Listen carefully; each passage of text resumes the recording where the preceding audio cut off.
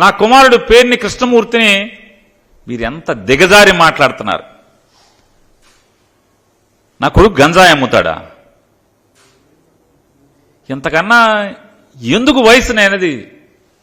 ఈ వయసు, ఆ వయసు ఒంటి మీద వయసుకి తగ్గ మాట్లాయి. మరి ప్రజాసేవ చేయాలనేటువంటి ఆకాంక్షతో, బలమైన ఆకాంక్షతో రాజకీయాలకి అడుగుపెట్టి 4 సంవత్సరాలు నీ కొల్లు రవీంద్ర లేదా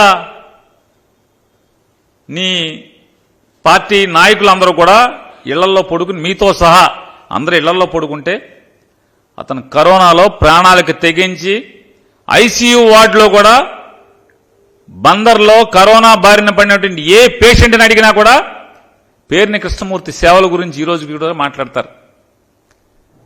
కరోనాలో ప్రాణాలు పోతుంటే ఐసీయూ వార్డులోకి వెళ్లి అందరితో పలకరించి అందరికీ స్వాంతన మాటలు చెప్పి, మీ ఇంట్లో వాళ్ళు బయట నుంచునున్నారు, వాళ్ళు ఈ కబురు చెప్పమన్నారని మీకు వీళ్ళ ఫోటోలు తీసి వాళ్ళతో మాట్లాడి వీడియో తీసి అవన్నీ కూడా వాళ్ళ కుటుంబ సభ్యులకి చూపించి, ఇదిగో మీ ఇంట్లో మీ నాన్నగారు లేకపోతే మీ భార్య గారు, మీ కొడుకు ఇదిగో ఇలా మాట్లాడుతున్నాడు, ఇదిగో ఇలా ఉన్నాడు అని చెప్పి దాదాపుగా ప్రతి పేషెంట్ వాళ్ళ తాలూకాకి చూపించేవాడు.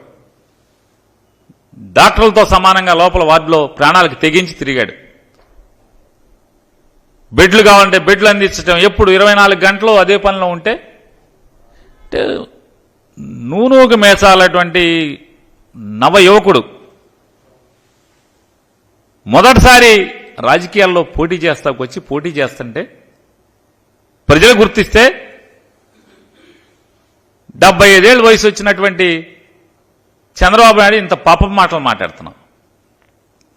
ఇంజనీరింగ్ చదువుకుని ప్రజలకు ఏదో ఒకటి చేయాలి, నా ఊరికి ఏదో ఒకటి చేయాలని చెప్పినటువంటి ఆకాంక్షతో మేము చెప్పాం. ఇట్లాంటి దుర్మార్గులు ఉంటారా బాబు? చంద్రబాబు లాంటి ఆయన పార్టీలో మసిలేటువంటి దుర్మార్గులు చాలా మంది ఉంటారు. అవసరమా ఈ జీవితం మనకి? చెప్పినా కూడా ఎవరో చంద్రబాబు లాంటో లేకపోతే కొల్లు రవీంద్ర లాంటో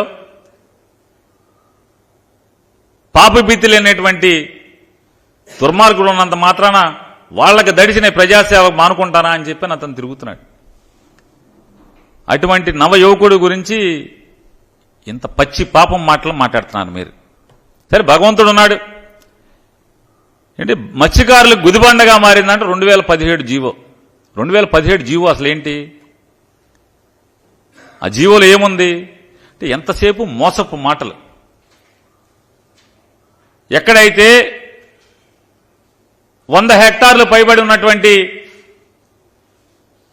చెరువులు ఎక్కడైతే ఉంటాయో, గ్రామానికి సంబంధించినటువంటి ప్రభుత్వ చెరువులు ఎక్కడ ఉంటాయో ఆ చెరువుల్లో ఖచ్చితంగా పేరుదేమో మత్స్యకారుల సంఘాన్ని, దోచుకునేదేమో అగ్రవర్ణాలు, డబ్బున్న వాళ్ళందరూ కూడా వాళ్ళని అడ్డం పెట్టి బినామీలుగా దోచుకుంటున్నటువంటి పరిస్థితులు ఈ ప్రభుత్వం చూసి ఖచ్చితంగా ఆ సంఘ సభ్యులకి